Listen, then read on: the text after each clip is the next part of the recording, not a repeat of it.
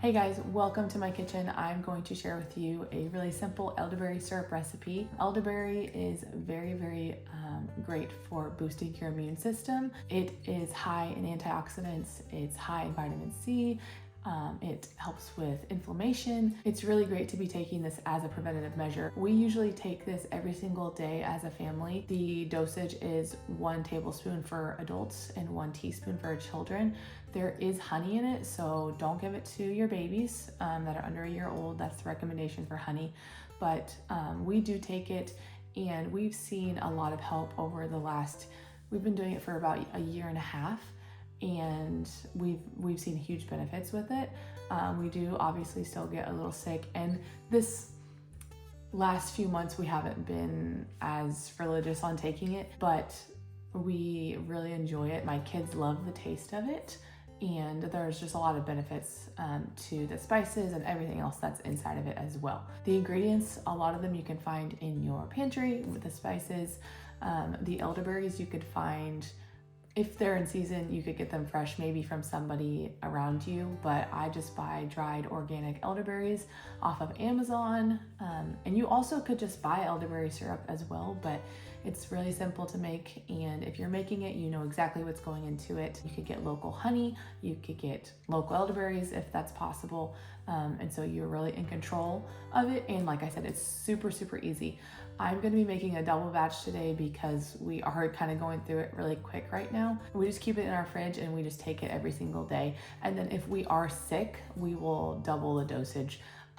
Depending on what it is, maybe I'll even triple it for myself, depending on how I'm feeling. We really enjoy this. My kids really enjoy taking it. They call it their vitamin. I don't really give them vitamins. I know a lot of people do, but this is their vitamin. I made gummies out of it, but I found that it works okay. I just feel like I have to give them more because the size of the gummy is really small. I could buy a bigger gummy mold. I just think taking it as is fine. But I guess if your kids have a hard time taking something, then maybe making gummies and using gelatin would work. I have had success with it. I just prefer this way. So it's very simple. It takes maybe an hour total to do the whole process, but most of the time you're just waiting on it on a simmer. So it's very quick and easy. So let's go ahead and get started. All right, so these are the ingredients that you are going to need. These are elderberries from Amazon, like I said. You're gonna need cinnamon sticks or just cinnamon if you have that. You need ginger, cloves, and I use cayenne pepper. A lot of people online, they don't say that. I think cayenne has benefits in itself, so I use cayenne pepper. I just ran out of my fresh cloves yesterday making some cider, so I normally use actual cloves, but I just have ground cloves right now. You could also use the same with fresh ginger. I also don't have any right now. And then I have some local honey. Local honey is going to be the best for you because it's actually going to help as well with just boosting up your system for the pollen, the spring, and all that. So it's kind of another preventative measure for later on in the year. So if you can get your body used to that, I totally recommend getting local raw honey. So first I'm gonna get 8 cups of water. This is a 1-to-4 ratio with elderberry and the water. So I'm gonna make a double batch. Normally it's 1 cup to 4 cups of water. So 2 cups of elderberry, 8 cups of water.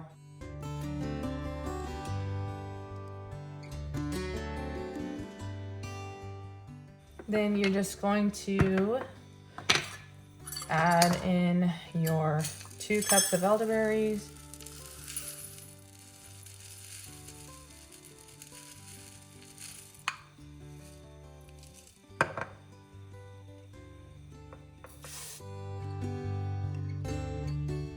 Then just put in a handful of cinnamon sticks. I just kind of use whatever I think I have or whatever looks good. I have 6 cinnamon sticks right now. Again, you could use just ground cinnamon if you want, and that's all you have. I'm gonna do 2 teaspoons of cloves. Normally I just do like a palm full of cloves, like actual cloves. So you could do 1 teaspoon of ground cloves if you're just doing half of this.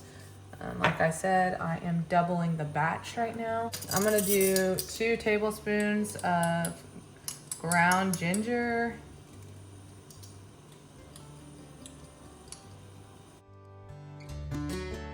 I'm gonna add just a half a teaspoon of cayenne, or like a heaping half a teaspoon. I don't like it too spicy. My kids also can't take it if it's too spicy. The honey obviously helps, but we're gonna do that, and there's lots of benefits to cayenne pepper boosting your immune system as well.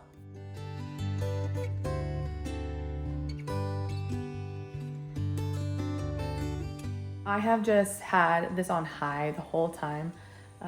I've been adding stuff to it. So it's now starting to boil. And now I'm gonna turn down the temperature to simmer. And all you do is put the lid on. All you're gonna wanna do is let it sit for probably about 45 minutes to an hour-ish, just depending on how much water you have and all that. But it should reduce to a syrup-like consistency. Once we add the honey, then it will really be like that, but it's gonna reduce and be a little bit thicker than what it is now.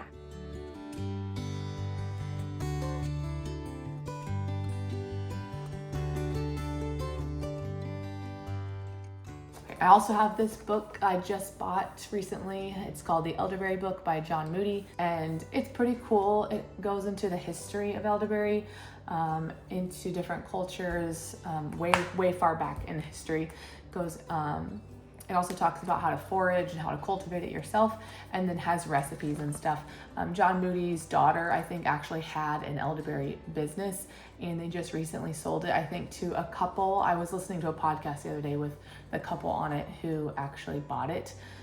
But you can make a ton of stuff. You can make jellies. I have made little gummies for my kids before, but there's a lot of different recipes on here, including the flowers, the leaves, the roots, all of that stuff. So if you are interested in learning more details about elderberry, then I would recommend going and buying this. I just got it off Amazon. Okay, so it's been about 45, 50 minutes now. So I'm gonna go ahead and take the lid off, and then I'm gonna strain all of it into a different bowl. So I just put a strainer on top of the bowl and then kind of push all of the liquid into the bowl, and then we'll put the honey in.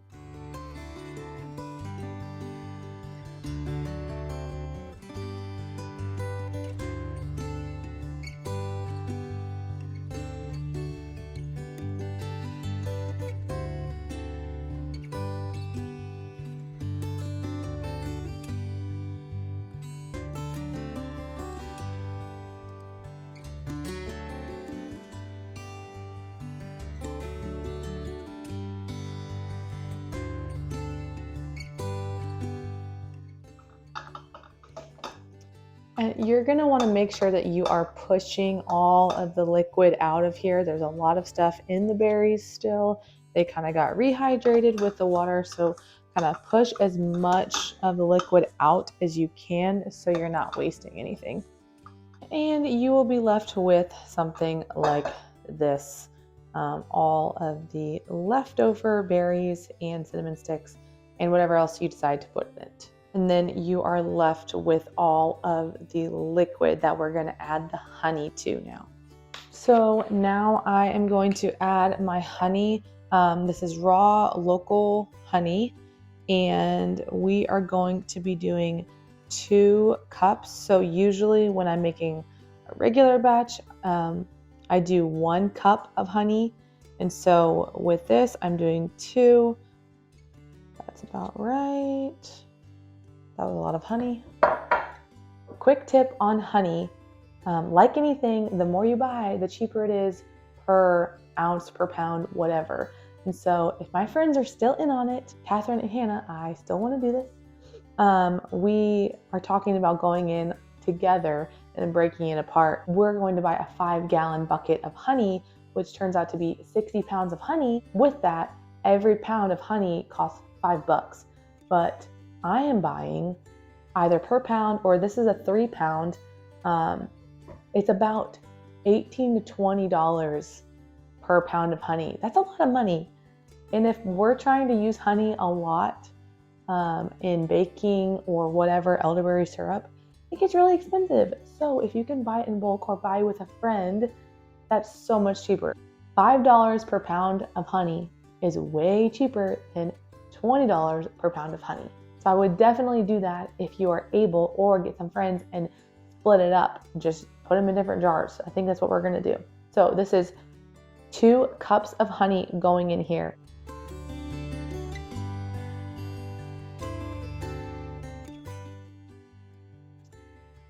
And then you are just going to stir it up and incorporate it.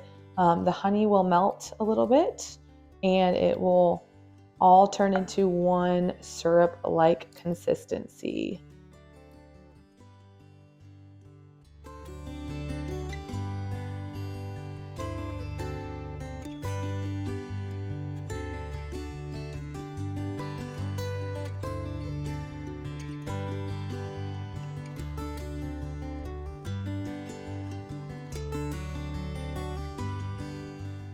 All right, so I'm just gonna put my seal on, and then I'm going to write the day, just so I have an idea of when we started it.